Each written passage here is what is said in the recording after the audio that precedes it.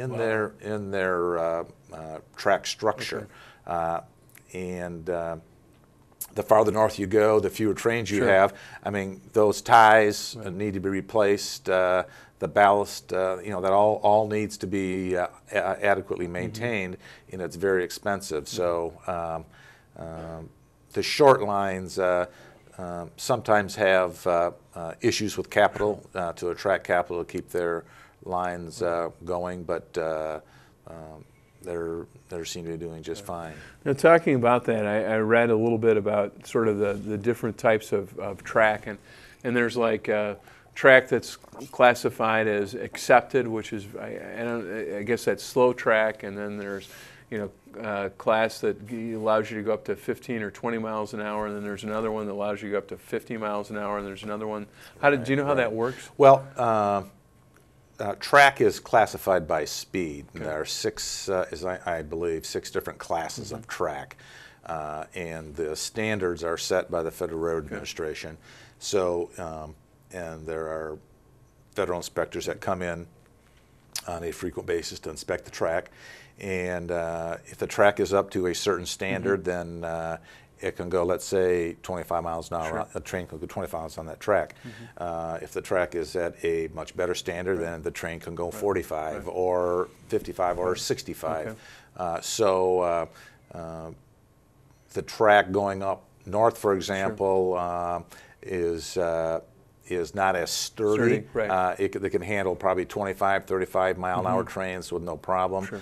And then once you get above that, because once you go past 25, 35 miles an hour, you really have to invest many millions more into that track to make sure that it's sturdy so it can carry a faster train. Okay, very good. Now, going through we talked a little bit about some of the track coming up to Traverse City, and that's owned by the state of Michigan on a lease. That's correct. Now, do you know much about that at all and how that works? Well, a little bit. Back in the 70s, when the railroads were heavily regulated, and they basically kind of had their hands tied relative to what they could charge and those sorts of things. Back in a little later, 1980, they were deregulated, which really was beneficial and a savior to railroads. But prior to that time, they were regulated, and they had really a difficult time. Many went bankrupt. In a lot of states, the state just let the track go. In Michigan made a decision back in Governor Milliken's tenure for the state to invest in that track. So the state took over the track, and the piece going from Ann Arbor up to Traverse City was the old Ann Arbor Railroad that was in private hands at one time. The state purchased. They have continued to keep that line in state ownership, but what they do is they pretty much maintain the track, but the state hires a private contractor to come in and run the trains on the track, and that's what you have now. Great.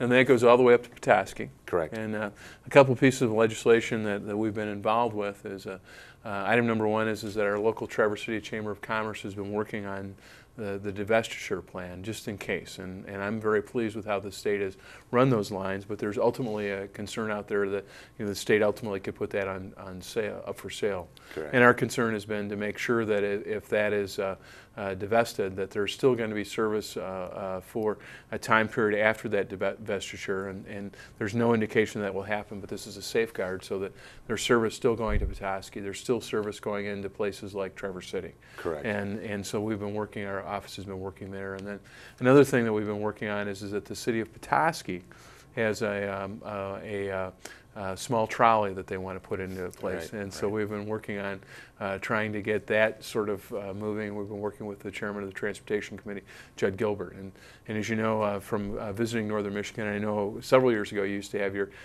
conferences up at Bay Harbor. That gets very congested around the Petoskey area, and this trolley hopefully would add a way to quietly reduce some of the traffic through the city of Petoskey. So that's exciting. So we'll see how that all works out as far as things going on. Now we move over to the east side of the state, and we have have listeners in Alpena and in the Sheboygan area, and we talked about the two other short line railroads that come up there. There's, I think it's part of the old New York Central line. Is that how that worked? I believe it was. What goes on those? And I think those are owned by, you said, the Lake States Railroad? Lake States Railway, Okay. correct.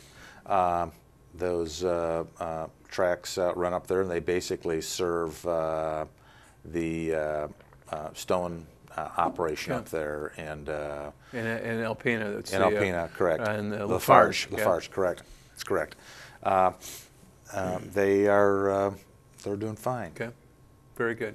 And Lafarge is a big shipper of cement, and they use that in the wintertime when the ports are sort of under ice. Correct, correct. Soon to come. And then into Gaylord, which services some supply areas like Great Lakes tissue and those types of things into Sheboygan. Again, sort of that terminus is in Gaylord, and they do a lot of supply to the oil industry and a variety of different shippers in the wood products area there, from what I understand. That's correct. Correct. Okay, so where do you see the railroad industry evolving over the next 10 years? Well, it's very interesting. As I was explaining earlier, up until 1980, the railroads were really heavily regulated. And that was the Staggers Act, from what I The remember. Staggers Act was passed by the U.S. Congress, and that basically allowed railroads to compete on their own. Okay. We were heavily regulated and could charge rates only set by the Interstate Commerce Commission, and basically trucks were taking a lot of our business away.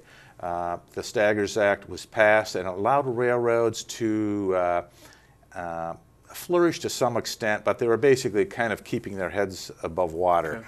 A lot of their investment was basically they were selling a lot of track, a lot of equipment, and they were plowing that back into the industry, kind of cannibalizing themselves to stay afloat. But back maybe 4 or 5 years ago, the railroads really started to see a resurgence, and I think that probably is primarily due to several reasons. One, high fuel prices. Okay. Back when you had nearly $5 a gallon diesel fuel prices,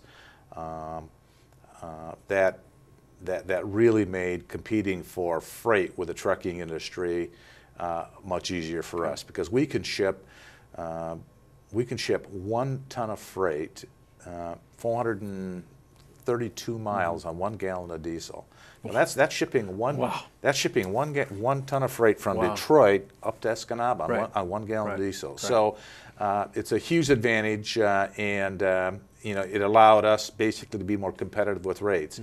Another problem with the truckers, who are more our partners now than competitors, than we ever had. They are really our partners, but they are having some trouble attracting long-distance, long-haul drivers. It's hard work, and the big trucking companies solve those problems, and they basically joined with the rails, and we basically formed partnerships where we will haul products the long haul. Trucks will haul those products the short haul. So that's sort of the issue of intermodal. Yes. Now, going through the topics on fuel prices, I saw that the actual shipping looked like nationwide, even though in a down economy, was up dramatically because of fuel prices. What did that mean for CN? And even though with a tough auto industry, did they see a little bit of a bump, or was it still a pretty tough year for CN or CSX? Well, I think it's been kind of a tough year for everybody all the way around. Okay. Our share is down a little bit, like everybody in this generally depressed economy. But I think railroads are poised to do well when we shake off these problems that we have. I mean, I think we're going to be doing just great. Good. Now, going to the intermodal, how does that work? Are there, from what I understand, there's like what they call an intermodal yard? Yes, intermodal is basically where the train will take a long-haul shipment, the long haul, and the truck will take it the short haul. Okay. You will have, for example, let's say a ship will come either on the West Coast or the East Coast